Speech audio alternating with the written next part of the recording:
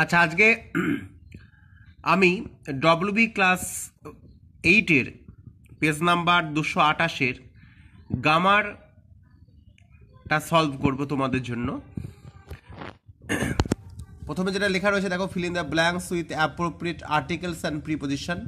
যে do you know what a হবে এখানে, bookmark is, it is a piece of paper or a ribbon. Ribbon মানে ফিতা, that is placed between the pages of a book. It is an easy way to remember. এরপর রয়েছে fill in the blanks with proper forms of verb given bracket. For thousand of years, দেখো এটা কিন্তু বেশ কয়েক বছর ধরে, ঠিক আছে, কয়েক বছর ধরে মানে আবার এখানে তোমার no letter or alphabet in existence because they are dash, মানে এটা একটা পাস্ট টেন্সের ইঙ্গিত দিচ্ছে আর কি, পাস্টের ঘটনার ইঙ্গিত দিচ্ছে। তাই এখানে হ্যাড বিন লিভিং হবে, তবে এখানে LIVING লিখে দিয়েছি, মানে past perfect continuous tense. And dying without being able to read or write largely because there were no letter or alphabet in existence. তারপর রয়েছে যে do as directed, how can problems be solved. এটা already প্যাসিভে লেখা আছে, আমাদের অ্যাক্টিভটা লিখতে হবে, how can you solve problems, ঠিক আছে।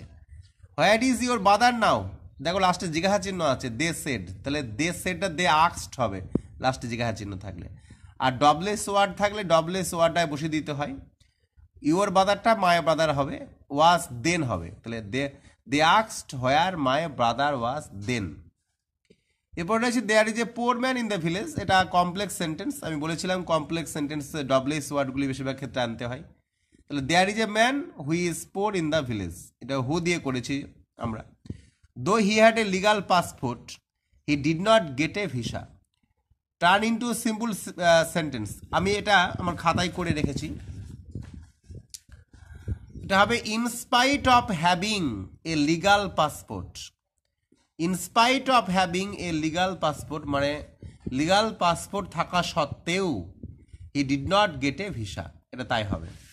তারপরে কি রয়েছে চলো দেখি। এরপরে রয়েছে I follow my father example, আমি আমার বাবার এক্সাম্পল বা উদাহরণগুলি কিন্তু ফলো করি। এটা অ্যাডজেক্টিভ ক্লজ ইউজিং করতে হবে।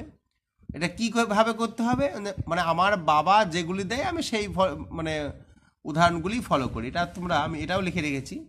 I follow example which my father gives, মানে যে উদাহরণগুলি বাবা দেয় আমি সেইগুলি ফলো করি। I follow example which my father gives.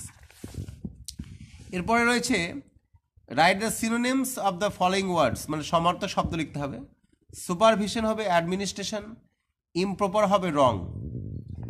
তো এই ছিল আজকের গ্রামার এবং ভোকাবুলারি আমরা সলভ করলাম, ঠিক আছে।